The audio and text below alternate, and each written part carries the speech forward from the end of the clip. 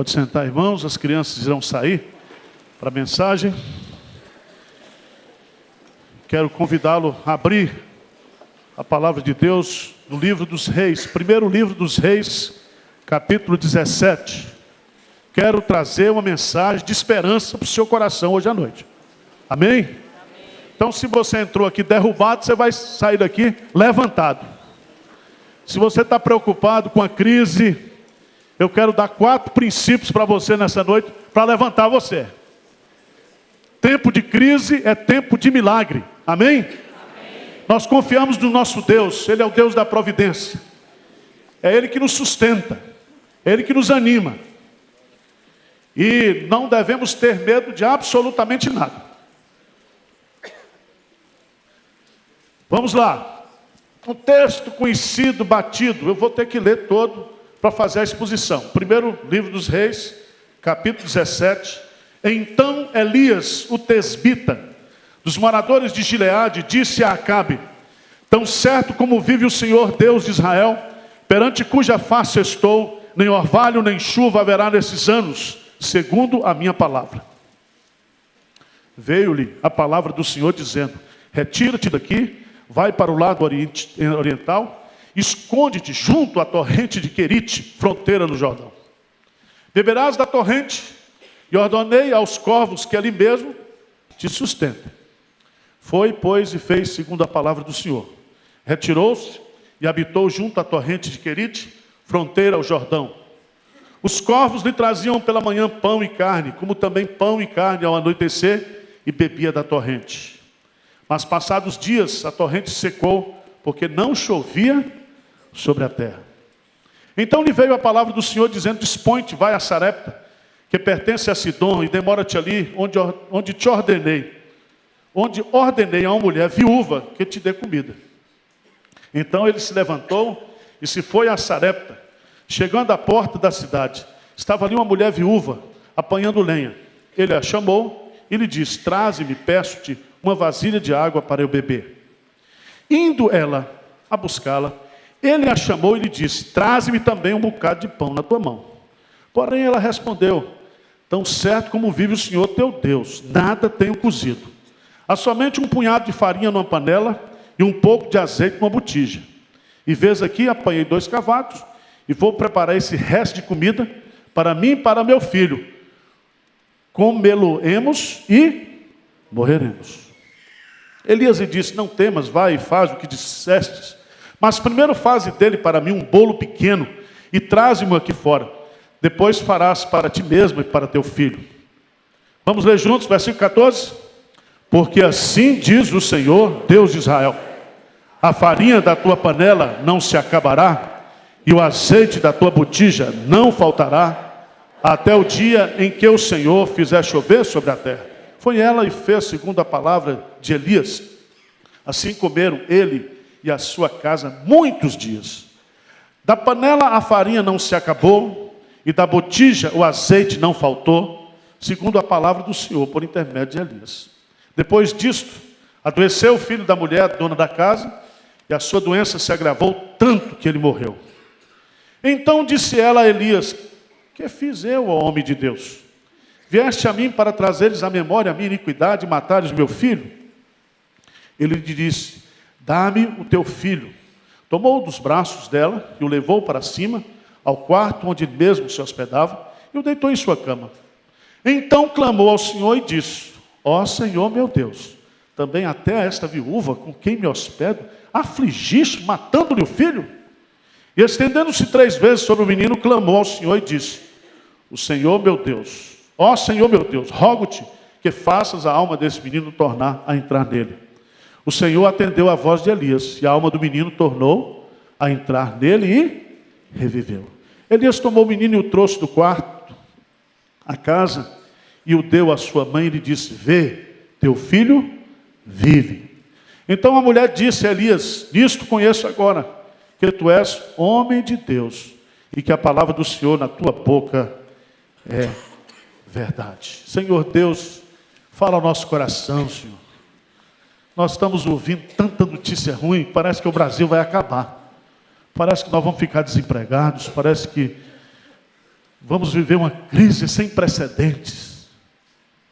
Mas nós não cremos assim, Pai. Tu és o nosso Deus. Tu amas o Brasil. Tu amas o teu povo que habita aqui nessa terra. Tu és o Deus da providência. Tu és o Deus dos recursos. Tira do coração do teu povo nesta noite todo medo, toda frustração, todo espírito de derrota. Fala conosco, Pai. Anima o nosso coração nesta noite. Nós te pedimos em nome de Jesus e para a glória de Jesus. Amém. Amém. Deixa a Bíblia aberta. Eu quero compartilhar com vocês 4 princípios para nós, povo de Deus, sobrevivermos nas crises. Primeiro princípio está no versículo 1.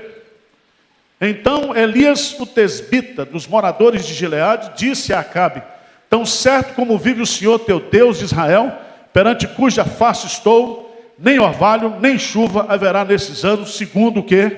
A minha palavra. Primeiro princípio: Deus pune as nações por seus pecados, enviando crises.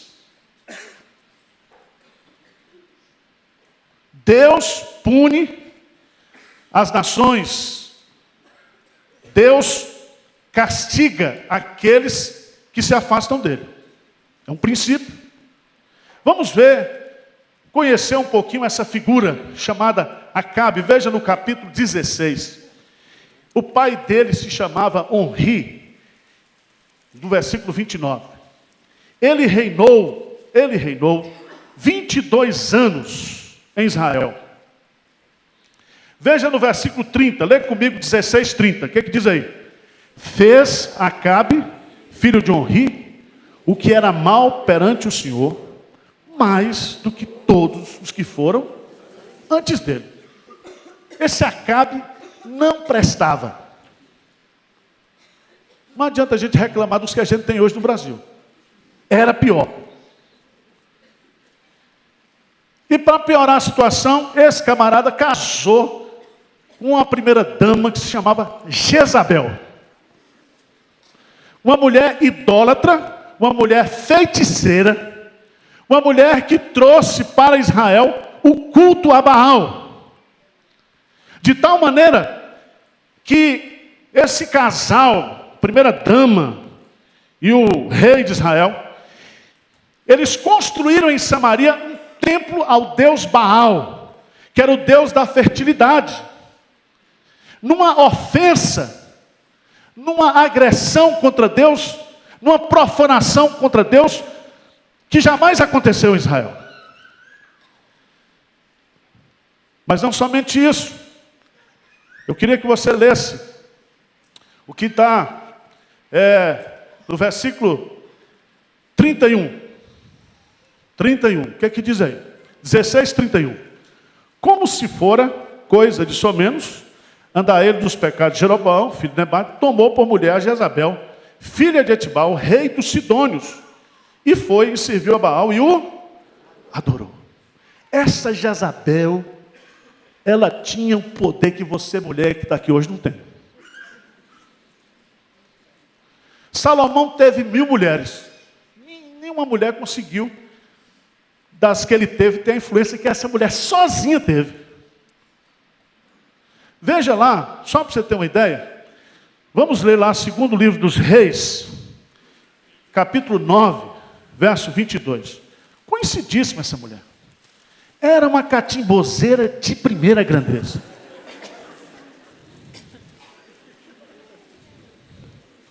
Segundo Reis, capítulo 9, versículo 22. O que é que diz lá?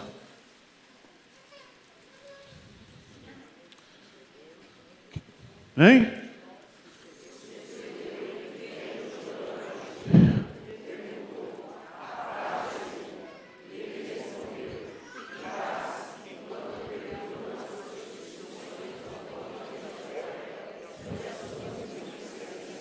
Pronto. Essa era a primeira dama de Israel.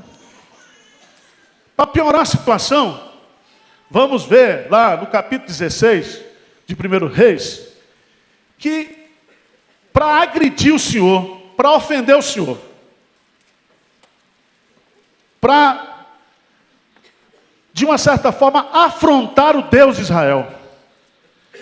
Veja lá no versículo 34, do capítulo 16. Em seus dias, Hiel, o betelita, edificou a Jericó, quando lhe lançou os fundamentos. Morreu-lhe Abirão, seu primogênito. Quando lhe pôs as portas, morreu Segube, seu último, segundo a palavra do Senhor, que falaram por intermédio de Josué, filho de Num. Se você for lá para Josué, capítulo 6, versículo 26, quando Deus destrói Jericó, Deus dá uma maldição, dizendo, ninguém vai construir o quê? Jericó. Um discípulo de Acabe, orientado por Jezabel, vai lá e reconstrói Jericó. E a maldição de Deus vem sobre a casa desse betelita. Então o negócio era para agredir mesmo, era para ofender. É como essa ditadura, esse fundamentalismo gay que existe hoje aí, querendo acabar com os gêneros, querendo colocar tudo que não presta na nossa Constituição. O negócio é ofender, é agredir. E meus amados irmãos, se você for para o capítulo 17, versículo 1, o profeta então, Elias, cujo significado do seu nome é o Senhor é Deus. O Senhor é Deus. Ou meu Deus é Jeová. Ele vai e comunica a Acabe dizendo, Deus está mandando dizer que virão 3 anos e meio. 3 anos e meio de seca. 3 anos e meio de crise sobre Israel. Eu não sei se você acredita nisso, mas como é que pode, irmãos, o nosso país abençoado por Deus, país riquíssimo, em tudo, e eu digo até no povo, porque a turma diz, não, o Brasil é bom, o que não presta é o povo. Não existe povo melhor do que o povo brasileiro. Você pode gostar de francês, de americano, não sei o quê, não tem. Isso aqui é uma mistura sociológica. Deus fez a gente assim. O brasileiro é único. É um povo abençoado por Deus. Como é que explica nós vivermos numa nação tão abençoada em todos os sentidos e a gente passar por crises como nós passamos? É justamente por causa dos governantes maus que nós temos. Eu cheguei na livraria ontem, aqui no Shopping Eldorado, e fui lá para a editora Saraiva, fiquei vendo. Aí eu peguei a revista Época, tinha a revista Veja e a revista Isto É. A Isto É está falando que o presidente do Senado, Renan Calheiros, juntou-se com Lindeberg Faria e outro careta lá, que foi ministro da Dilma, e deram um rombo de não sei quantos milhões nos fundos de pensões. Aí você vai para a revista Veja, tem o nosso... São baianos, né? Você tem que perdoar. O neto do velho Odebrecht. Lá. E ele diz assim, segunda-feira, a República pode cair por terra. E o pai do Odebrecht que está preso diz assim, pode preparar mais 3 celas. Uma para mim, uma para Dilma e uma para o Lula. Então, se você for, essa semana saiu a informação que 140 mil postos de emprego foram fechados agora no mês de maio. São quase 250 mil empregos que foram fechados. E você começa a observar, e você vê a mão de Deus. Eu creio que Deus ama o Brasil, que o Brasil está debaixo da soberania de Deus, que Deus ama esse país, que Deus ama o seu povo que está aqui, é um povo abençoado, é um povo trabalhador, mas Deus castiga o seu povo quando o seu povo se afasta dele. Não tem jeito. Não tem jeito. Mas em segundo lugar, segundo princípio que eu quero tirar desse texto, esse segundo princípio vai dos versos 3 até o verso 7. Primeiro princípio, Deus pune as nações por seus pecados. Segundo princípio, Deus sustenta o seu povo nas crises. Amém? Diz amém forte aí. Amém. Deus sustenta o povo. Deus está punindo, Deus está exercendo o seu juízo, mas existe uma providência especial sobre o povo de Deus. É assim em toda a história. E é muito interessante, se você for ver aí no capítulo 17, versículo 2, veio-lhe a palavra do Senhor dizendo: retira-te daqui, vai para o lado do oriente, esconde junto à torrente de Querite, fronteira ao Jordão. Beberás da torrente, e ordenei aos corvos que ali mesmo te sustente. Foi, pois, e fez, segundo a palavra do Senhor. Retirou-se e habitou junto à torrente de Querite, fronteira do Jordão. O que eu acho bonito nesse detalhe do texto, é que Deus, Ele vai cuidar dos seus. Ele vai cuidar daqueles que não se curvaram, não se dobraram diante de Baal. Deus tem uma providência especial. Então, se a gente olhar aqui, Maurício, para o quadro da educação brasileira, você pode... Não, mas lá no Mackenzie, tem um negócio de Deus lá. Uma providência. Que ainda que a turma queira estragar, mas Deus não permite.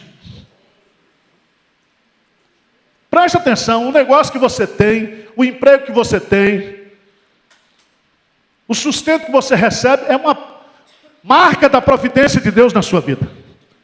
E ainda que as coisas estejam piorando, por mais que confusas estejam as coisas, pode ter certeza que Deus está cuidando de você. E aqui é interessante, porque se você for lá para 1 Reis 18, versículo 19, 1 Reis 18, 19, você vai descobrir que tinha uns profetas que eram falsos, que eles estavam comendo lá na mesa de Jezabel. Diz 1 Reis 18, 19, agora, pois, manda juntar a mim, todo Israel no Monte Carmelo, como também os 450 profetas de Baal e os 400 profetas de Poste que comem na mesa de Jezabel. Preste atenção, o profetinha de Deus lá, né, sendo cuidado por Deus. E os 800, profetas lá, comendo na mesa, desfrutando. Olha para esse texto, porque Deus vai usar aqui duas fontes, a fonte natural e a fonte o quê? Sobrenatural. O que é natural, fica lá bebendo a água do riacho, fonte natural. Fonte sobrenatural, você vai descobrir que Deus, 2 vezes por dia, mandava corvos levar para o profeta Elias carne e pão. E eu fico pensando, mas corvos aqui é a mesma coisa de urubu para nós. Se alimenta de carniça. Eu acho que Deus faz isso para confundir o adversário. Deus põe pessoas para abençoar a gente na crise. Pode ter certeza disso. Quem nos ajudou a aprovar esse projeto aqui, Dr. Paulo Bastos, era ateu. Nós tivemos brigas homéricas, eu e o Paulo Fernandes, com o Dr. Paulo Bastos. Deus colocou esse homem na nossa vida, ele não acreditava em Deus. Então, se você um dia receber uma visita de um urubu para lhe abençoar, fica tranquilo. Fica tranquilo. Veja no texto, olha, observe aí o texto. Não estou inventando não, veja lá. Observe o que está claro. Ele diz assim, ordenei, veja lá. Beberás, versículo 4 do versículo 17, beberás da torrente. E ordenei aos corvos que ali mesmo o quê? Te sustenta. Ordenei aos corvos. É o Deus da providência, que além de nos dar os recursos naturais, nos dá os recursos o quê? Sobrenaturais. Preste atenção, irmãos. A economia de Deus funciona diferente da economia dos homens. Quando falta provisão nos celeiros humanos, há recursos nos celeiros o quê? De Deus. E se nós formos fiéis, e se nós vivermos em obediência a Deus, não vai faltar o suprimento das nossas necessidades. Deus cuidará de nós. Eu queria que você lesse comigo Salmo 34, versos 9 e 10. Salmo 34, versos 9 e 10. Você diz, pastor, estou com medo. Meu chefe me chamou para conversar. Isso é um terrível. E se fosse uma sexta-feira, encerramento do expediente, você diz, segunda eu não volto mais. Salmo 34, 9 e 10. Vamos ler juntos? Grifa na sua Bíblia. O que é que diz aí? Temei o Senhor, vós os seus santos, pois nada falta aos que o temem. Os leõezinhos sofrem necessidade e passam fome. Porém, aos que buscam o Senhor, bem nenhum. Amém. Então veja, chama a sua atenção, veja aí, no versículo 4, diz assim, ordenei aos corvos.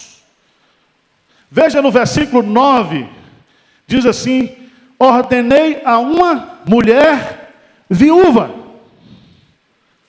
Deus manda corvos e Deus manda viúvas para abençoar a vida do profeta. Mas eu queria chamar a sua atenção, porque lá no capítulo 19, versículo 5, 1 Reis 19, 5, o profeta estava estressado. Veja bem, Elias sofria de depressão. Elias era bipolar, assim como eu. Depressão. E Deus ama os depressivos. Você não sabe como Deus ama a gente. O cara entrou em crise, quer morrer. Estressado. Tinha matado também 450 profetas. Estava estressado. Ele chega debaixo de uma planta e diz, quero morrer. O que é que Deus faz? Veja aí, 19, 5. Lê comigo. O que é que diz aí? Deitou-se e dormiu debaixo do zimbro. Eis que um anjo o tocou e lhe disse, levanta-te e come. Verso 6. Olhou ele e viu junto à cabeceira um pão cozido sobre pedras em brasas, uma botija de água, comeu, bebeu, dormiu. Preste atenção. Deus manda urubu, Deus manda viúva e Deus manda o quê? Anjos. Para sustentar a gente, para cuidar da gente, para abençoar a gente. Ele dará ordem aos anjos a teu respeito. Então veja que esse texto é maravilhoso, esse texto é contemporâneo, esse texto está dizendo, igreja, povo de Deus, confia. Nós estamos no meio de uma crise, nós passamos por essa crise, mas nós temos um Deus que cuida de nós, um Deus que nos sustenta.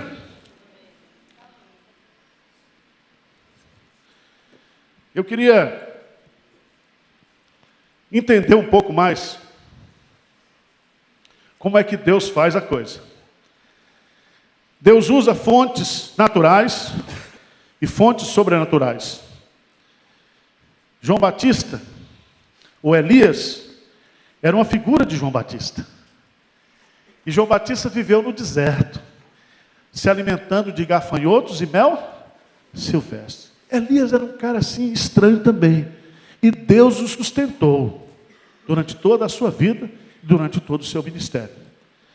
E aí, a terceira lição que eu quero deixar para vocês. Primeiro, Deus pune as nações.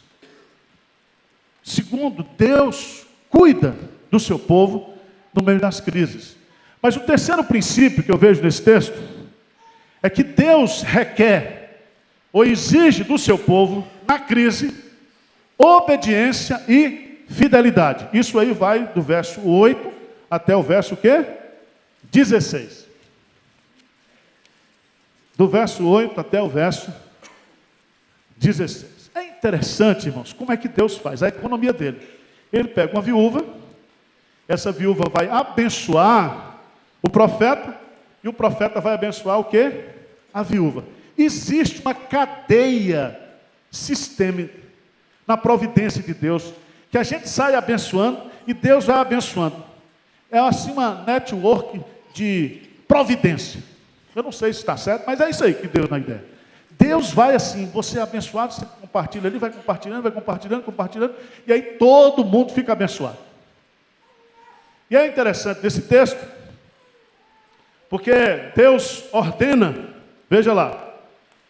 Então veio a palavra do Senhor, o quê? Dizendo, isso aí repete. Tanto Elias obedece à palavra de Deus, quanto também a viúva obedece à palavra de Deus. Como os corvos obedecem à palavra de Deus, como os anjos obedecem à palavra de Deus. Só quem não obedeceu a Deus foi Acabe e Jezabel. E aí você vai aprender algo extraordinário. Dispõe-te, vai a Sarepta, que pertence a Sidom, e demora-te ali, onde ordenei uma mulher que te deu o quê? Comida. A fonte lá secou, e aí você diz, pastor, perdi o emprego. Não, meu filho, pode ter certeza que Deus já vai ordenar uma porta para se abrir para você. Uma porta da providência. Deus vai trabalhando. Deus vai trabalhando. Ele vai a Sarepta e encontra ali uma viúva, apanhando lenha, com um filho único, que está assim como a gente chega. Quem é pobre sabe que no dia 25 ao dia 30, vai acabando tudo. Vai acabando. Até no Jack's Lanche cai o faturamento do dono do Jack's Lanche no final do mês, porque vai acabando o dinheiro. 3 anos e meio de seca. E essa mulher tem apenas um pouco de farinha e um pouco de azeite na botija. Porque Deus faz milagre na nossa vida com pouco. E a Bíblia diz, quem é fiel no pouco, sobre o muito o colocarei. Quem não aprendeu a ser fiel a Deus e obedecer a Deus nas mínimas coisas, não pode receber de Deus grandes coisas. E o texto é maravilhoso. Às vezes eu lia o texto, ficava com uma raiva desse profeta. A mulher só tem um pouquinho de farinha, um azeitezinho. Ele chega lá e diz assim, olha, faz um bolo primeiro para mim. Fica parecendo pastor quando vai almoçar na casa dos crentes. Deu dízimo. Né? E aqui é interessante, porque ele diz assim, veja, no versículo 13. Elias lhe disse, não temas. Vamos ler juntos? 17, 13. Elias lhe disse, não temas, vai e faz o que disseste. Mas primeiro faz dele para mim um bolo pequeno e traz-me aqui fora. Depois fará para ti mesmo e para teu filho. Sabe o que eu penso aqui? Que o profeta aqui, ele é um representante de Deus. Ele está falando em nome de Deus. Deus está dizendo assim, primeiro as primícias para mim. Buscai, pois, em primeiro lugar, o reino de Deus e a sua justiça, e todas as demais coisas vos serão o quê? Acrescentadas. A crise está apertada, a primeira coisa que você tem que fazer é dar o dízimo. Coisa está apertada, vamos ajudar um missionário. A coisa está apertada, vamos comprar uma cesta básica e dar para um irmão. Vamos abençoar um irmão. A coisa está difícil, compra um remédio para uma viúva da sua igreja. Abençoa. E é tão interessante, meus amados irmãos, porque às vezes na crise a gente tem uma dificuldade de ser infiel. De ser infiel. Ah, a coisa está apertada, não sei o que vai acontecer. Aqui na igreja, a nossa igreja é dizimista ao Supremo Concílio. Todas as nossas congregações, todas, são dizimistas ao Supremo Concílio. Você acredita nisso? Se a congregação arrecadou R$300 por mês, manda 30 reais lá para o Supremo Concílio, para abençoar os missionários, para ajudar na educação teológica. Sem contar os outros que a gente gasta investindo. E quanto mais a gente abençoa, mais a gente distribui, quanto mais a gente abençoa a vida dos outros, mais Deus é fiel. E esse momento de crise não é momento para você ser infiel, é para você fazer. E veja que coisa extraordinária. E eu queria chamar a sua atenção para o que está aqui no texto. Leia comigo o versículo 15. O que diz aí? Leia comigo. Foi ela e fez segundo a palavra de Elias. Assim comeram ele, ela e a sua casa, o quê? Muitos dias. O pão que ia acabar só dava para refeição.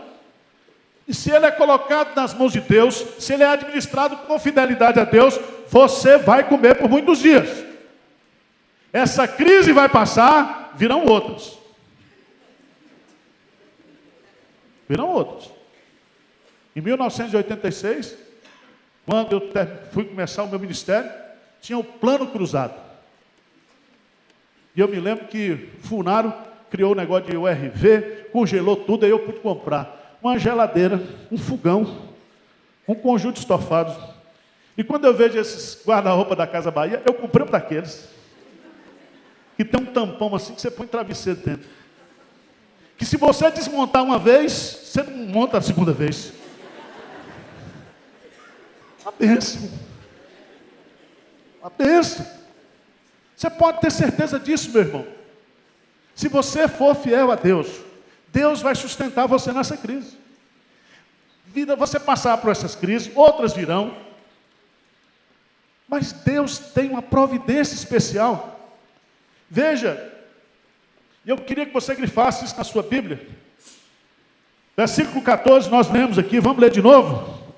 Porque assim diz o Senhor Deus de Israel: a farinha da tua panela não se acabará, e o azeite da tua botija não faltará, até o dia em que o Senhor fizer chover sobre a terra. Eu vou sustentar você durante toda a crise.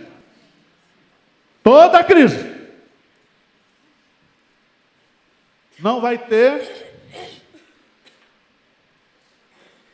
Honda, mas farinha e azeite vai ter. Não vai ter queijo do rei, mas vai ter margarina Becel. Não vai ter aquele negócio de... Mas a farinha e o azeite vai ter. Diz amém aí, irmão, pelo amor de Deus. Você vai passar por essa crise. E você vai descobrir quanto dinheiro fora você jogou, quanta coisa inútil você comprou. Deus manda crises para a gente fazer assim, avaliações da nossa vida. Avaliações. Quanto jantar você fez para gente chata? Você devia ter convidado o pastor, era muito melhor. Comer na sua casa. Você chamou os caras que você não gosta. E a gente faz tudo. Não, na crise eu tenho que ter jogo de cintura, eu tenho que me sobreviver nessa crise. Você precisa ser fiel na crise. Você precisa temer a Deus. Você precisa obedecer a Deus. Você tem que amar as pessoas, mas você não deve temer, não. Ah, pastor, o senhor não sabe, lá no meu ambiente de trabalho, tem uns caras querendo puxar meu tapete. Olha, esse negócio de puxar tapete, eu estou bem. Tem experiência nisso. E o nordestino tem um ditado que diz assim: o que é do homem, o bicho não come. Tá certo? Se correr, o bicho pega. Mas se você orar, o bicho corre. Resistir ao diabo e ele fugirá de nós. A crise é um tempo de muita maldade. É um tempo de muita ruindade. Você está trabalhando, você está focado, você está fazendo a obra de Deus, você está ali no seu trabalho, tem gente só ali pensando, falando de você, fiscalizando você. Ah, não está bom, não está ruim. Meu irmão, teme a Deus aqui. Ele é que mantém a gente de pé. Ele é que sustenta a gente. Eu queria que você entendesse que a viúva obedeceu, a viúva creu na promessa de Deus e a viúva sobreviveu no tempo da crise. E esse é o projeto de Deus para nós. Abra a sua Bíblia lá em Lucas, capítulo 4.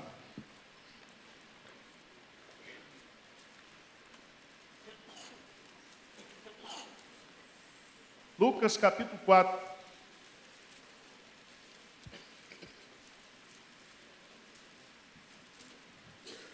Verso 25 e 26.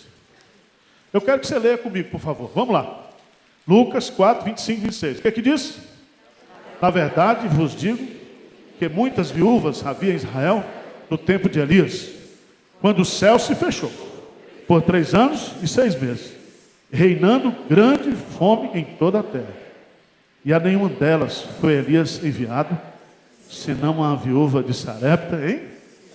Não, teve fome, tinha muita gente passando, mas teve os eleitos de Deus, os escolhidos de Deus, para ser o quê? Sustentado. E aí eu quero que você entenda que quando a gente é fiel a Deus, Deus está abençoando a gente, Deus está dando o privilégio para nós. Então, gente, primeiro princípio, Deus pune as nações por seus pecados na crise. Segundo, Deus sustenta o seu povo nas crises. Terceiro, Deus requer obediência e fidelidade do seu povo na crise.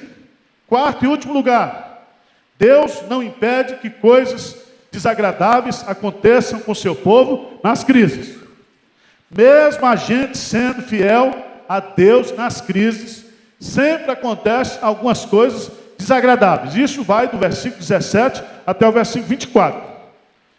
Essa viúva que estava sendo sustentada miraculosamente por Deus, essa irmã maravilhosa que foi escolhida por Deus para sustentar o profeta, essa mulher crente, fiel, temente a Deus, tinha um filho único. E veja no versículo 17, depois disto, adoeceu o filho da mulher, da dona da casa, e a sua doença se agravou tanto que ele o quê? Morreu. Pastor, o senhor não sabe, a crise bateu lá em casa. Eu sou um crente, sou fiel. Olha, eu não desejo mal de ninguém, mas por que isso? Por que essas coisas desagradáveis estão acontecendo? Apesar de tudo.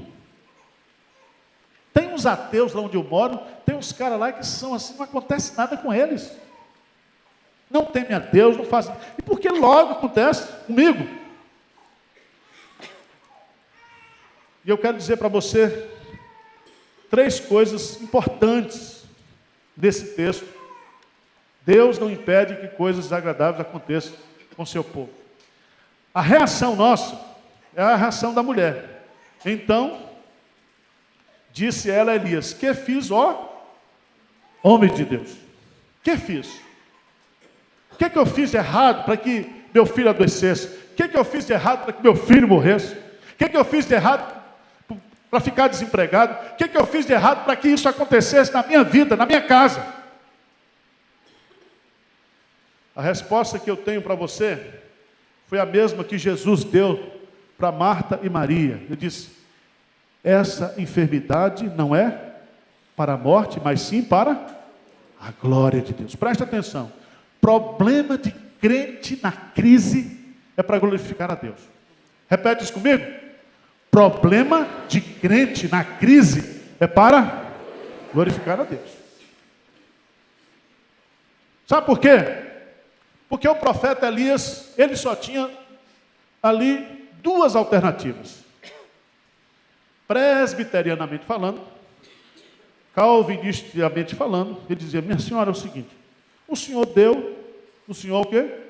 Tomou. Louvado seja o nome do Senhor. Reunia ali os crentes que tinha ali em Sarepta e cantava, descanso, homens, o Senhor ao lado, enterrava com Jesus, cantava indo, fazia um enterro bonito. Não sei se existe enterro bonito, mas a turma inventou isso. O enterro foi lindo, vários pastores pregaram, não resolve nada, morreu. Mas o que eu acho interessante desse texto, irmãos, que crise é tempo da gente orar por milagres. Crise é tempo de a gente orar para que Deus faça o quê? Grandes intervenções. O que o profeta fez? Eu não sei se ele era arminiano, se ele era calvinista, mas ele pega o corpo do menino, ou ele pega o problema, vai para o quarto de oração e fala ao teu pai que está em secreto, e em secreto ele te recompensará. Aconteceu uma coisa ruim lá no seu emprego, na sua casa, nesse tempo de crise. Ao invés de você entregar o jogo, ao invés de você ficar reclamando, ao invés de você ficar buscando culpados, ao invés de você ficar projetando culpas, Deus está dando uma oportunidade para você orar, para que Ele faça um grande milagre na sua vida. E o profeta vai e ora. E eu pergunto para vocês, se o profeta não tivesse orado, o menino seria ressuscitado? Não, só ressuscitou porque ele o quê? Orou. Então nós temos que orar pelo Brasil, nós temos que orar pelas autoridades constituídas, nós temos que orar pela nossa economia, porque, irmãos, essa crise pode ser o grande milagre brasileiro. Porque eu estou vendo, eu fico vendo o mover de Deus, eu acho que nunca um empreiteiro foi preso. É um milagre. Às vezes a gente está pensando que a coisa está ruim, mas a coisa está boa. Às vezes a gente está pensando que é derrota, mas Deus está nos dando é o quê? Vitória. Porque nós somos um povo trabalhador, nós somos um povo dedicado, nós somos um povo inteligente, nós somos um povo que foi colocado por Deus aqui. Nós podemos ser o grande celeiro missionário do mundo.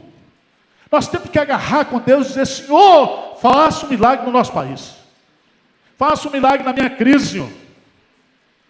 E, meus amados irmãos, o que eu acho bonito desse texto é que Elias ora pelo milagre, porque aquela morte não era para trazer castigo para aquela mulher, porque Deus não desperdiça sofrimento na vida dos seus filhos. Deus não desperdiça sofrimento na vida da sua igreja. Todo sofrimento, toda dificuldade, todo problema é porque Deus quer realizar um milagre. É que Deus quer que a gente conheça o Deus que Ele é. E para mim, veja no versículo 23, a última parte. Elias tomou o menino e o trouxe do quarto à casa, e o deu à sua mãe e lhe disse: lê comigo essa frase de Elias: vê teu filho o quê? Vive. Vê. Vê o que Deus fez. Vê aqui. O teu filho vive.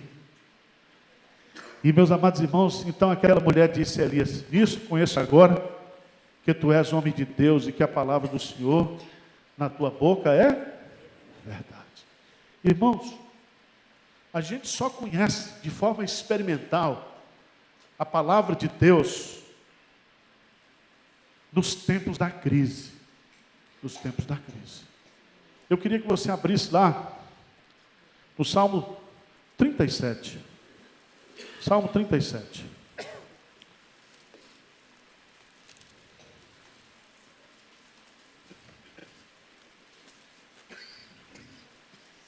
Versículo 25. Salmo 37, versículo 25. O que diz aí? Fui moço e já agora sou velho. Porém jamais vi o justo, nem a sua descendência. Amém, diga ao pão. Jamais vi o justo o quê? Desamparado. Deus não desampara os seus. Quais são as aplicações práticas? Como é que a gente vai aplicar? Nós vamos amanhã voltar para o trabalho. Quem sabe, você diz: pastor, e se eu chegar lá e estiver demitido? Você diz: você vem para cá e eu pago um almoço para você. E a gente chora junto. Mas eu queria que você entendesse o seguinte, irmãos. Ou a gente crê no Deus que nós servimos, no Deus que nós adoramos, E a crise é o tempo para a gente conhecer Deus. É o tempo para a gente experimentar os milagres de Deus. É tempo para a gente contemplar, ver as intervenções de Deus. E você pode ter certeza que se você for fiel, se você for obediente a Deus na crise, esse período será o período mais abençoado da sua vida. Mais abençoado. E aí, depois, você vai dizer assim: se não fora o Senhor que estivesse ao nosso lado, nós jamais teríamos o quê? Sobrevivido. Porque Ele foi que nos amparou, nos defendeu, cuidou de nós. Quando dilúvios vieram, quando maremotos vieram, quando pessoas vieram a fim de nos devorar, o Senhor estava conosco. E Ele defendeu a nossa causa. Ele é o nosso direito. Amém? E se Deus é por nós, quem será contra nós? Vamos ficar de pé? Vamos falar com Deus? Talvez você veja aqui hoje desanimado. Desanimado. Quero dar um testemunho para você. A igreja, esse ano, nós estamos no mês de maio. Fizemos orçamento.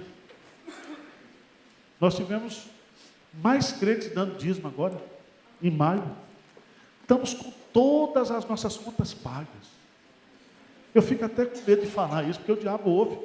Mas olha, é um milagre. Um milagre. Deus vai fazendo um milagre todo dia. Deus vai trabalhando. E talvez você diz: pastor, eu estou tão desanimado. E eu queria nesta noite que a igreja orasse por mim, para que eu me animasse. Porque pior do que a crise externa é a crise o quê? Interna. Então Deus precisa sossegar seu coração. Sossegar seu coração. E você vai me prometer que você vai tirar alguns demônios da sua vida. Primeiro, o demônio do cartão de crédito. Já queima. Queima logo. Limpa a sua vida. Dedique sua vida a Deus nesse tempo de crise. Vai ser um tempo de crescimento. E se você está aqui nessa noite e diz: pastor, eu gostaria que a igreja orasse por mim, vem aqui na frente para a gente orar. Se você entendeu que essa mensagem foi para você. Você está assim, precisando que Deus conforte o seu coração nessa noite. Porque, irmão, se a gente não vier aqui na igreja domingo e ajudar um ao outro, nós estamos perdidos. Tem mais alguém que quer vir aqui, crer?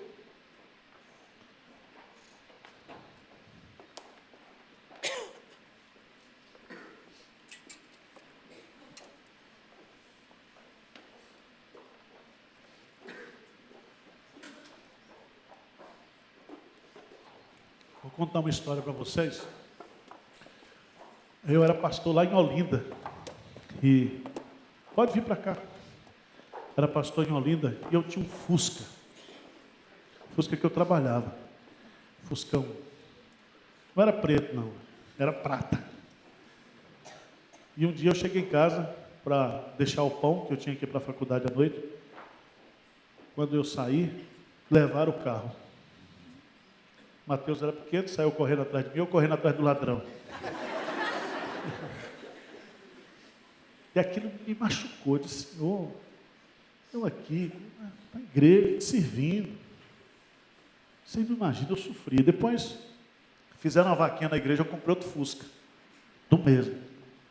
Um dia eu estou na igreja trabalhando, ligo o delegado. Diz: pastor, achamos o seu carro. E no dia que roubaram o carro, levaram o documento, estava dentro. E o ladrão ficou com pena, acho que foi vendendo, a polícia prendeu. O último que comprou o carro, reformou o carro todo. Botou pneu, montou. Eu não entendi o negócio. Aí eu fui lá, recebi um Fusca melhor do que estava. Eu estava com 2 Fuscas. Vendi o Fusca e comprei um carro melhor. Porque o Fusca não dava para colocar carrinho de bebê, sacola de criança. Eu morava no prédio, 3º andar, não tinha elevador. Teve vez que eu tinha que decidir, tá, se eu tenho que ir para a igreja, mas o dinheiro que eu tenho aqui só dá para pagar a passagem de onde? Ou a minha ou a sua. Ela dizia, vai meu filho. Eu ia. Já passei, mas Deus nunca nos desamparou. Tá certo? Senhor Deus, nós não somos melhor do que ninguém. Somos apenas os teus escolhidos, o teu rebanho. E a nossa luta é pesada nesse mundo. E o Senhor nunca disse que seria fácil. Pelo contrário, o Senhor disse sempre que no mundo nós teríamos aflições. E nós estamos vivendo essa crise agora nesse país. Esse país que é teu, essa nação que é tua. Porque tu és o rei das nações. Tu és o rei do Brasil. Quem manda aqui não são os demônios, não são aquelas autoridades, aquelas potestades lá de Brasília, mas quem manda nessa terra é o Senhor. E nós somos o teu povo e estamos aqui nessa terra porque o Senhor quis que nós vivêssemos esse tempo da história, como o Senhor quis que Elias vivesse aquele tempo. Ó Deus, derrama a tua graça sobre nós nessa noite, sobre o teu povo. Tira do coração do teu povo toda angústia, todo medo, toda tristeza, toda perturbação.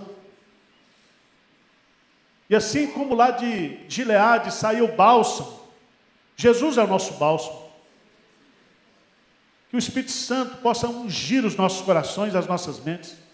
Que a paz de Cristo, que excede todo o entendimento, possa ser derramada sobre nós aqui nessa noite, guardando a nossa mente, os nossos sentimentos, nossos corações, de tal maneira que a gente possa viver esses dias de crise, experimentando o Senhor, conhecendo o Senhor, vendo o milagre do Senhor em cada detalhe da nossa vida, Senhor. Sustenta a tua igreja, sustenta o teu povo, anima o teu povo, e que haja, Deus, no coração do teu povo também o temor, para fazer a tua vontade, para obedecer, para honrar o Senhor com as primícias, porque a tua palavra nos diz que o Senhor honra aqueles que o honram. E nós cremos nisso, nos apropriamos dessa promessa aqui nesta noite. Muito obrigado, Senhor, pela tua presença conosco.